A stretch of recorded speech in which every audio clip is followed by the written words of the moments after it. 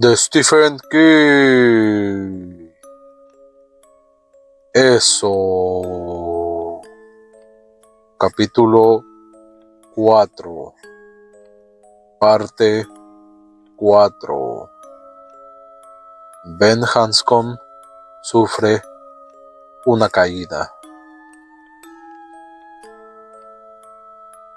Salió de su escondrijo pasadas unas 2 horas, más sucio y desaliñado que nunca, pero algo descansado. Por increíble que pareciera, se había quedado dormido. Al oír que aquellos 3 iban tras él, una vez más, Ben había estado peligrosamente cerca de petrificarse por completo, como un animal encandilado por los faros de un camión.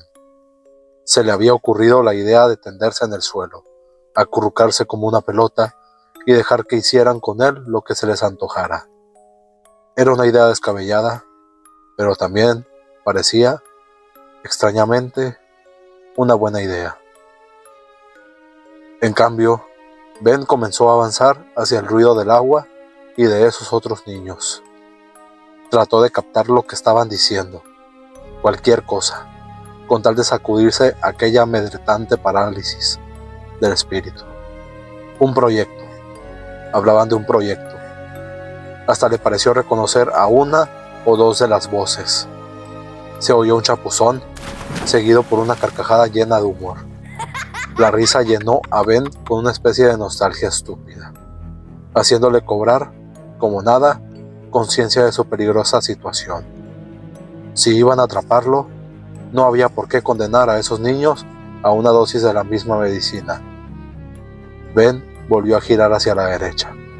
Como muchos gordos, era notablemente ligero de pies. Pasó tan cerca de los niños que vio sus sombras moverse entre él y el brillo del agua, pero ellos no lo vieron ni lo oyeron. Gradualmente, sus voces fueron quedando atrás. Salió a un sendero angosto, abierto en la tierra desnuda. Lo estudió por un momento, pero sacudió la cabeza. Lo cruzó y volvió a hundirse en la espesura. Ahora se movía con más lentitud, apartando los matorrales, en vez de cruzarlos raudamente. Aún avanzaba con un rumbo más o menos paralelo al arroyuelo en donde había visto jugar a los niños. Aún a través de los árboles y las matas, se lo veía más ancho que el curso en donde habían caído él y Henry. Allí había otro cilindro de cemento, apenas visible entre unas enredaderas de frambuesa. Canturreaba silenciosamente para sí. Más allá, un terraplén descendía hacia el arroyo. Un olmo viejo, retorcido, se inclinaba sobre el agua. Sus raíces, medio descubiertas por la erosión de la ribera, parecían un enredo de cabellos sucios. Ben rogó que no hubiera bichos ni víboras allí abajo, pero estaba demasiado cansado y aturdido por el miedo pasado como para que le importara mucho. Se abrió paso entre las raíces y encontró, debajo de ellas, una pequeña cueva. Se recostó hacia atrás. Una raíz se le clavó como un dedo furioso. Cuando cambió un poco de posición, le prestó un cómodo apoyo. Allí venían Henry, Belch y Victor. Él esperaba que se dejaran engañar y siguieran el sendero, pero no tuvo tanta suerte. Por un momento, estuvieron muy cerca de él. Un poco más, y hubiera podido tocarlos alargando la mano desde su escondite. Seguro que esos mocosos de allá atrás lo vieron, dijo Belch. Bueno, vamos a averiguarlo, dijo Henry. Volvieron sobre sus pasos y pocos momentos después, Ben lo oyó bramar. ¿Qué coño estás haciendo aquí? Hubo una respuesta, pero Ben no llegó a descifrarla. Los niños estaban demasiado lejos y el candlestick resonaba demasiado, pero le pareció que el chico estaba asustado. Ben se solidarizó con él. Luego, Victor Chris aulló algo que Ben no comprendió en absoluto. ¡Qué diquecito de mierda! ¿Diquecito? Diquecito. O tal vez Victor había dicho algo así como, dije chito, mierda. Y Ben había oído mal. ¡Vamos a romperlo!, propuso Belch. Hubo chillidos de protesta seguidos por un grito de dolor. Alguien se echó a llorar. Sí, Ben se solidarizaba, claro. No habían podido atraparlo a él, al menos todavía. Pero allí tenían a otro grupo de niños pequeños con los que descargar su furia. Sí, rompámoslo, dijo Henry. Chapoteos, chillidos, grandes carcajadas estúpidas de Belch y Victor. Un grito atormentado y furioso de uno de los niños. No vengas a joder, pedazo de tarado tartamudo, dijo Henry Bowers. Hoy no aguanto más a nadie. Se oyó un fuerte chasquido.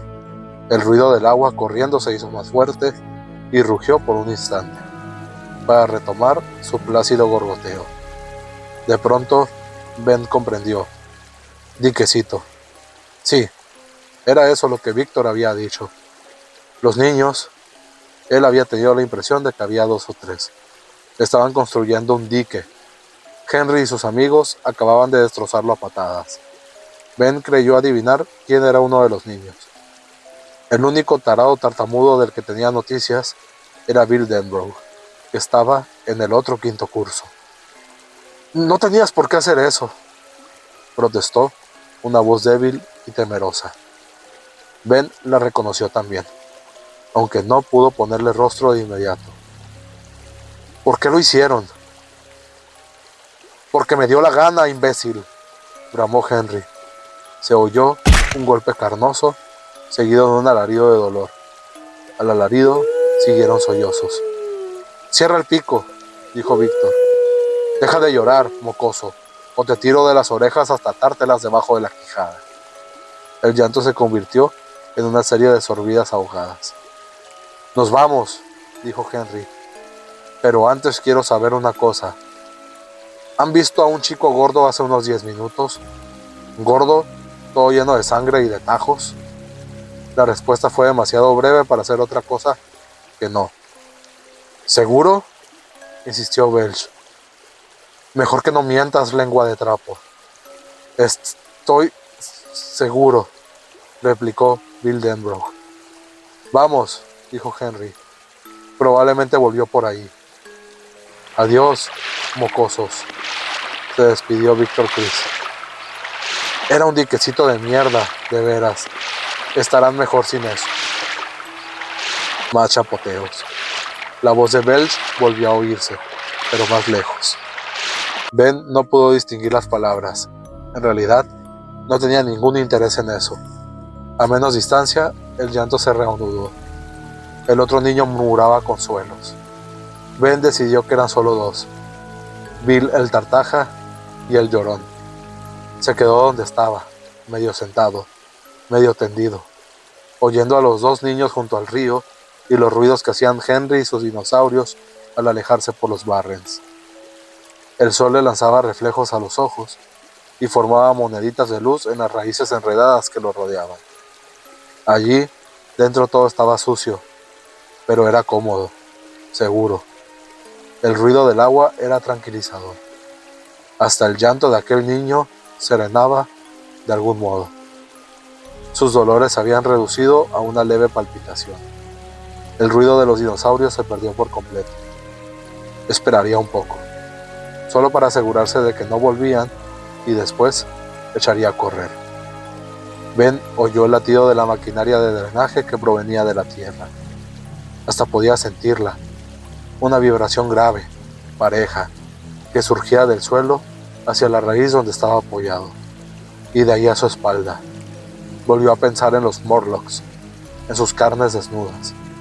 Imaginó que su olor sería tan húmedo y putrefacto como el que brotaba de esos agujeros de ventilación. Pensó en sus pozos, tan hundidos en la tierra, pozos con escalerillas herrumbradas a los costados.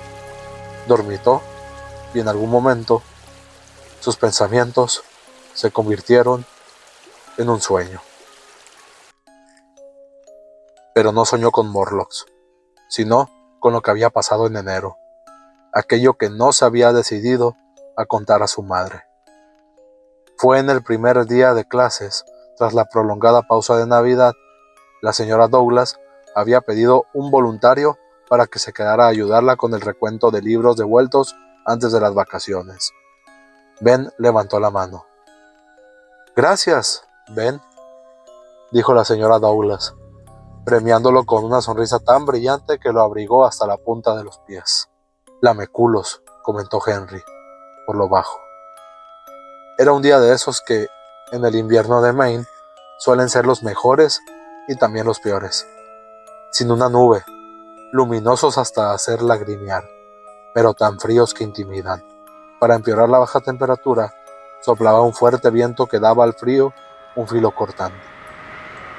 Ben contaba los libros y dictaba las cifras que la señora Douglas anotaba sin molestarse en verificar siquiera de vez en cuando, notó él, con orgullo. Después, ambos llevaban los libros abajo, al depósito, por pasillos donde los radiadores resonaban soñadoramente. Al principio la escuela había estado llena de ruidos, puertas de armarios metálicos que se cerraban con violencia, el clac, tic-clac de una máquina de escribir. En la oficina, el canto, algo desafinado del orfeón, en el piso alto, el nervioso tut, tut, tut de las pelotas de baloncesto en el gimnasio, y el roce de las zapatillas cuando los jugadores corrían a los cestos o buscaban atajos en el suelo lustrado. Poco a poco esos ruidos fueron cesando. Por fin, cuando el último grupo de libros estuvo guardado, faltaba uno, pero no importaba mucho, dijo la señora Douglas, suspirando. Estaban todos juntos en la miseria. Solo quedó el sonido de los radiadores, el leve swish, swish de la escoba del señor Facio, que barría el vestíbulo con serrín, y el ulular del viento allá afuera. Ben miró por el único ventanuco del depósito y vio que la luz estaba desapareciendo rápidamente. Eran las 4 de la tarde y el crepúsculo estaba a un paso. Membranas de nieve seca volaban por entre las barras para trepar y se arremolinaban entre los balancines, soldados al suelo por la congelación. Jackson Street estaba absolutamente desierta. Miró por un momento más, esperando que algún auto pasara por la esquina de Jackson y Witcham, pero no fue así. Era como si todos los habitantes de Derry, salvo él y la señora Douglas, estuvieran muertos o hubieran huido, al menos por lo que desde allí se veía. Miró a la mujer y notó, con un dejo de auténtico miedo, que ella sentía casi exactamente lo mismo. Se le veían los ojos, que estaban hondos, pensativos, lejanos. No parecían los ojos de una maestra cuarentona, sino los de una criatura. Tenía las manos cruzadas debajo del busto, como si rezara. «Tengo miedo», pensó Ben, y ella también tiene miedo. Pero, ¿de qué? No lo sabía. Entonces ella lo miró, soltando una risa breve, casi azorada. «Te he demorado mucho», dijo. «Lo siento, Ben». «No importa». Él se miró los zapatos. La amaba un poquito, no con el amor abierto e incondicional que había prodigado a la señorita Seabury, su maestra de primer grado, pero la amaba, sí. «Si tuviera coche te llevaría hasta tu casa, pero no tengo. Mi marido pasará a recogerme a eso de las 5:15. Si quieres esperar podríamos...». «No, gracias», respondió Ben. «Tengo que llegar a casa antes».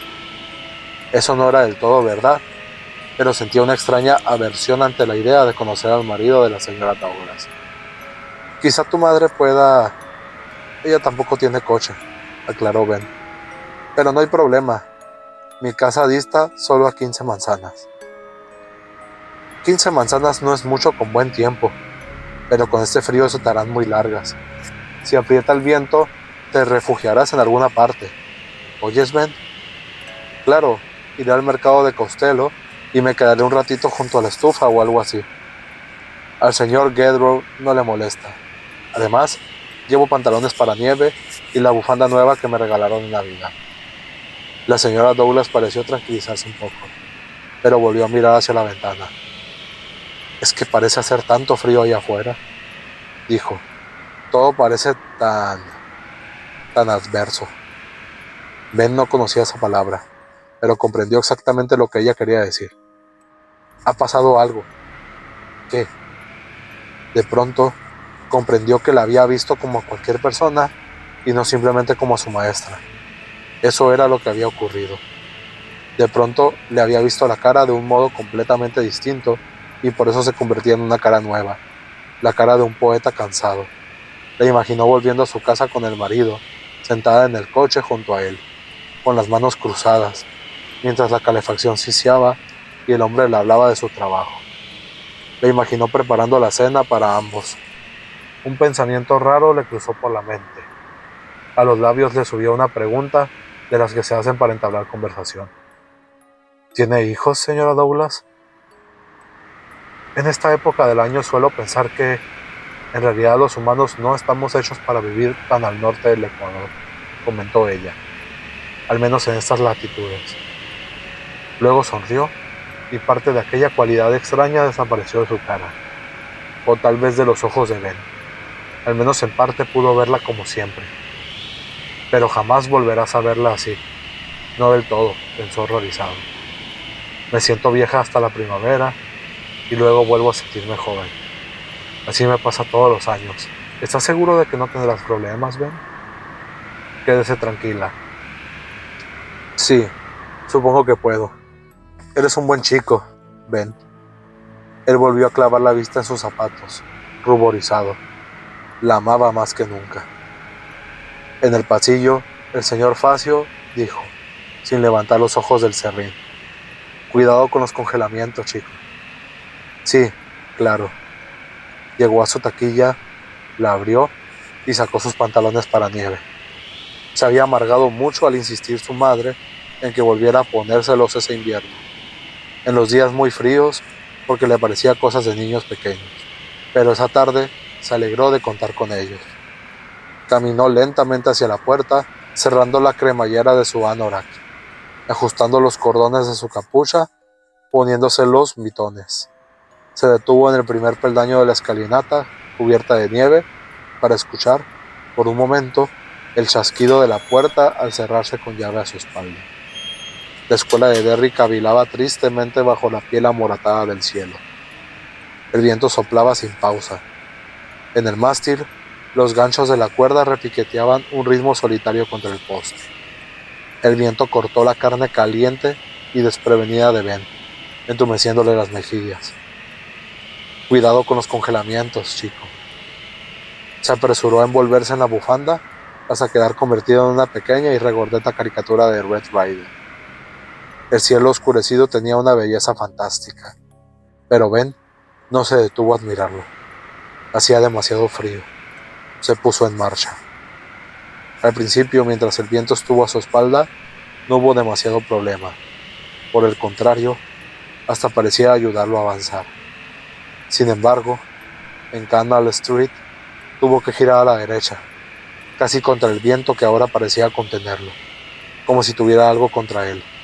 La bufanda hacía lo suyo, pero no lo suficiente. Le palpitaban los ojos y la humedad de su nariz se congeló, convirtiéndose en estalactita. Las piernas se le estaban entumeciendo. Varias veces tuvo que esconder las manos enguantadas bajo las axilas para calentarlas. El viento daba alaridos, a veces casi humanos. Ben se sentía a un tiempo asustado y regocijado. Asustado porque comprendía algunos relatos que había leído, como Encender fuego, de Jack London, en los que la gente moría congelada de verdad. En una noche como esa, con la temperatura a 15 grados bajo cero, sería más que posible morir congelado. En cuanto al regocijo, era difícil de explicar. Se trataba de una sensación solitaria, algo melancólica, sin que la gente protegida tras sus ventanas iluminadas lo viera. Los otros estaban dentro de la luz y el calor. No sabían que él había pasado. Solo él lo sabía. Era un secreto. El aire en movimiento escocía como si estuviera lleno de agujas, pero era fresco y limpio. De la nariz le salía vapor blanco, en pulcros chorros, y al llegar el ocaso, con el resto del día convertido en una fría raya amarillo-naranja en el oeste, las primeras estrellas como crueles esquirlas de diamante en el cielo. Ben llegó al canal. Ya estaba apenas a 3 manzanas de su casa, ansioso por sentir el calor en la cara y en las piernas, moviéndose otra vez la sangre, haciéndola cosquillar. Aún así, se detuvo. El canal estaba congelado en su zanja de cemento, como un helado río de leche rosa, con la superficie abultada, resquebrajada, nubosa. Aunque inmóvil, se lo veía completamente vivo bajo esa áspera luz puritana. Poseía una belleza propia, única y difícil. Ben giró en la dirección contraria, hacia el sudoeste, hacia los Barrens. Cuando miró en esa dirección, el viento quedó otra vez a su espalda, haciéndole flamear los pantalones de nieve. El canal corría en línea recta, entre sus paredes de cemento, quizás por unos 800 metros.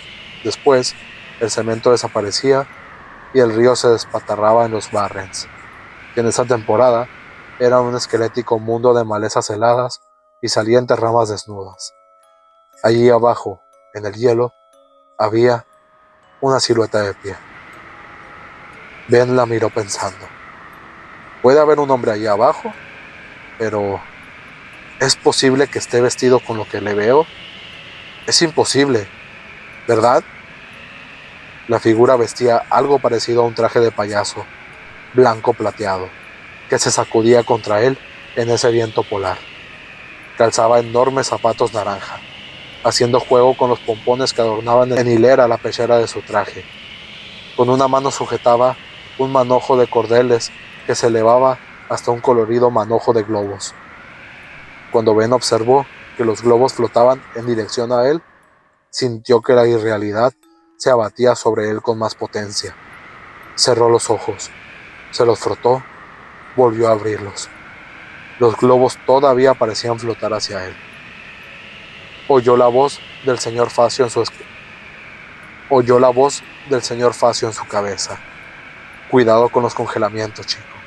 Tenía que ser una alucinación o un espejismo provocado por algún curioso efecto del clima. Podía haber un hombre allí abajo, en el hielo.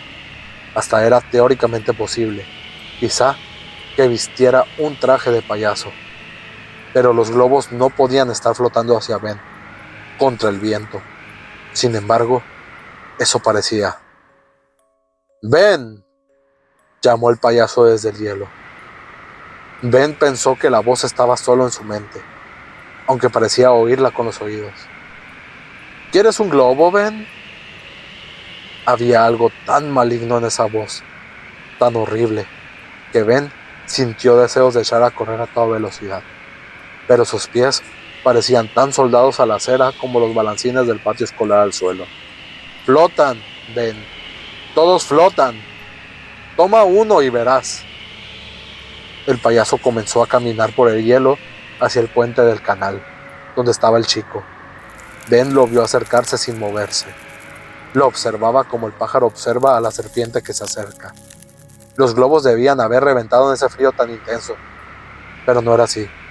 Flotaban en el aire por delante del payaso, cuando deberían haber estado tras de él, tratando de escapar hacia los Barrens, de donde, según afirmaba una parte de la mente de Ben, había salido ese ser en un principio.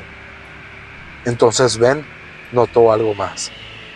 Aunque los últimos rayos del día arrojaban un fulgor rosado sobre el hielo del canal, el payaso no hacía sombra alguna, ninguna en absoluto.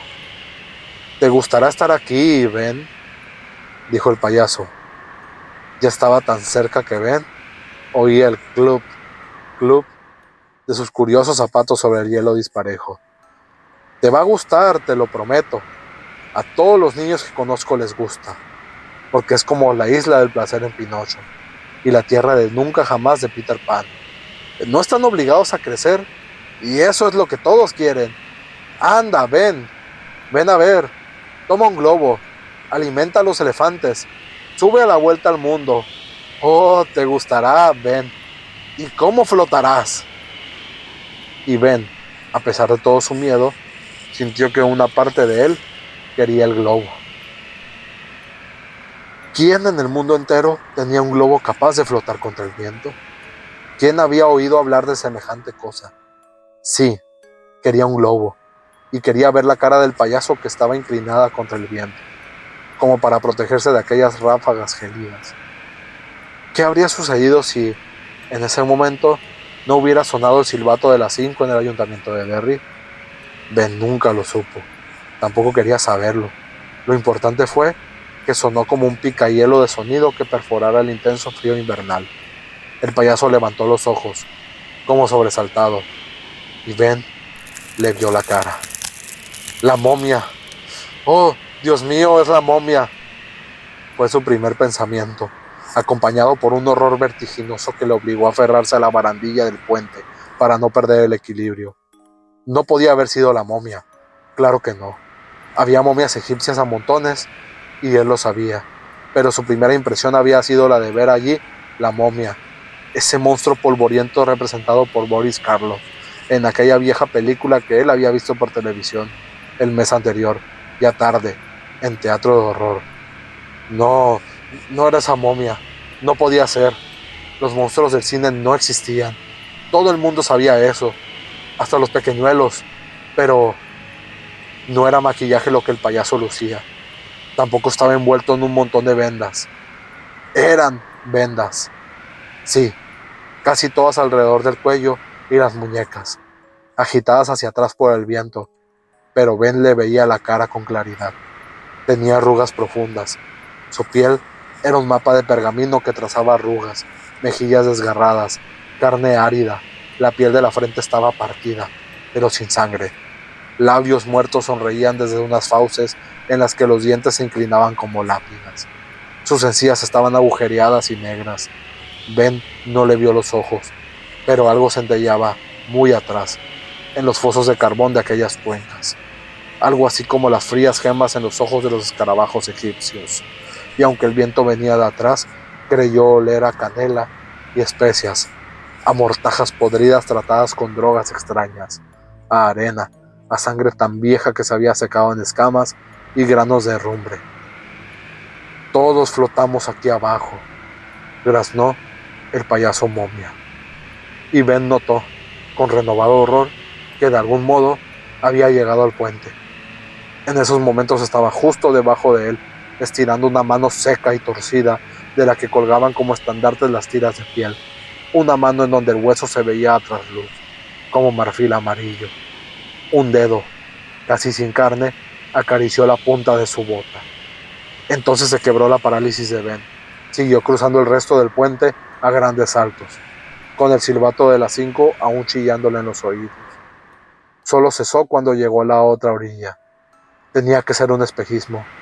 El payaso no podía haber avanzado tanto durante los 10 o 15 segundos que duraba el toque del silbato. Pero su miedo no era un espejismo, y tampoco las lágrimas calientes que le brotaban de los ojos, para congelarse un segundo después de haber sido vertidas. Corrió, haciendo resonar la acera con las botas, y oyó que, tras él, la momia vestida de payaso trepaba desde el canal rechinando sus antiguas uñas de piedra contra el hierro, con los viejos tendones chirriando como bisagras secas. Oyó el árido silbido de su aliento que entraba y salía por fosas nasales tan carentes de humedad como los túneles bajo la gran pirámide.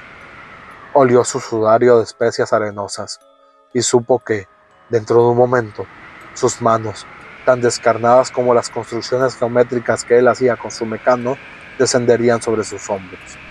Él giraría la cabeza y sus ojos se clavarían en la cara arrugada sonriente. El río muerto de ese aliento se abatiría sobre él. Esas negras cuencas oculares estarían allí, con sus honduras profundas, relumbrantes, y la boca desdentada bostezaría, y él tendría su globo. Oh, sí, todos los globos que deseara.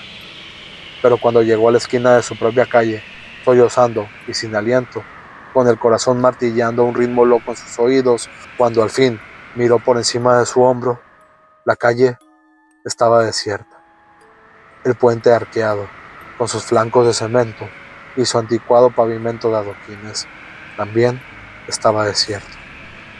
Desde allí no podía ver el canal en sí, pero Ben sintió que, en todo caso, tampoco habría visto nada allí. No, si la momia no había sido una alucinación, ni un espejismo, sí había sido real.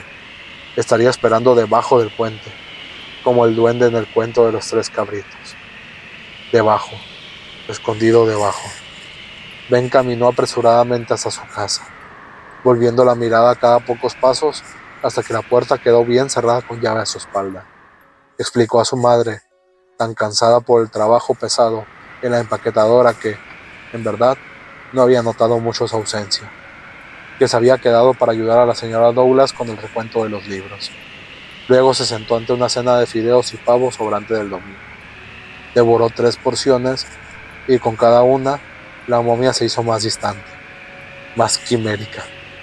No era real. Esas cosas nunca eran reales.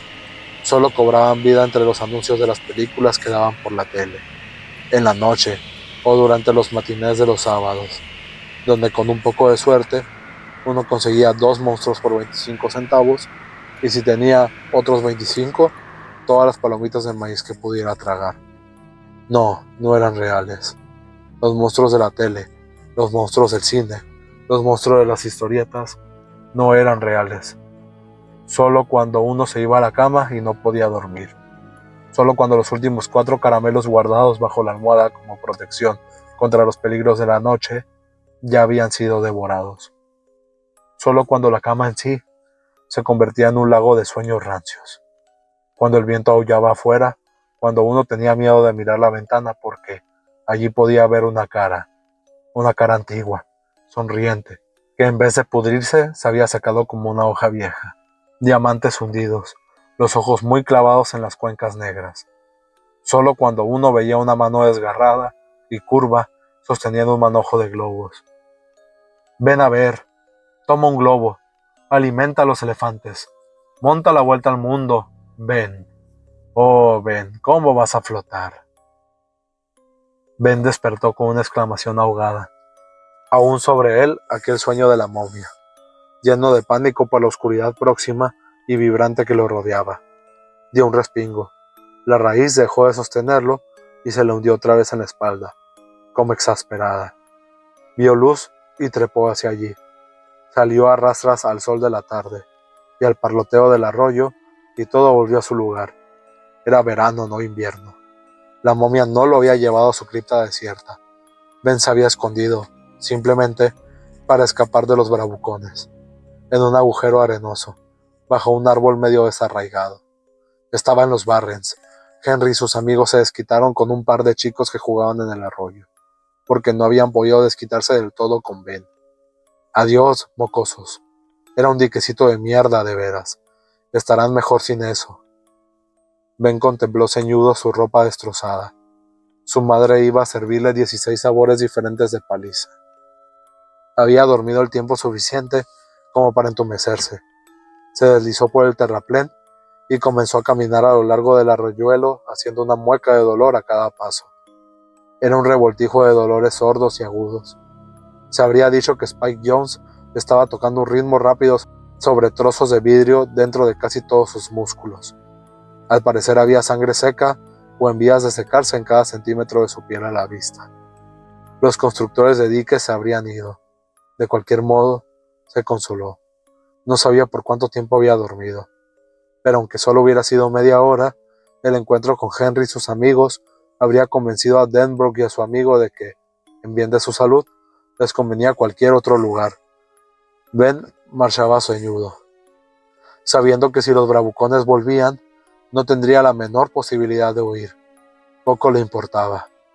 Al doblar un recodo del arroyo, quedó inmóvil por un segundo, mirando.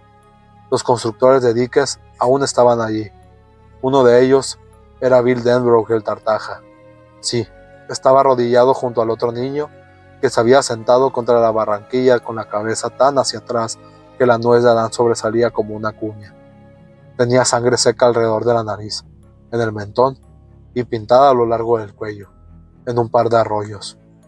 En una mano sostenía algo, con dedos flojos. Bill el tartaja giró bruscamente y vio allí a Ben. Ben vio entonces, horrorizado, que al otro niño le pasaba algo muy feo. Por lo visto, Denbrook estaba muerto de miedo. ¿Cuándo terminará este día?, pensó, angustiado. ¿Podrías ayudarme?, dijo Bill Denbrook. Tiene el inhalador vacío. Quizás está... Su cara se petrificó, muy roja. Excavó en derredor de la palabra, tartamudeando como una ametralladora.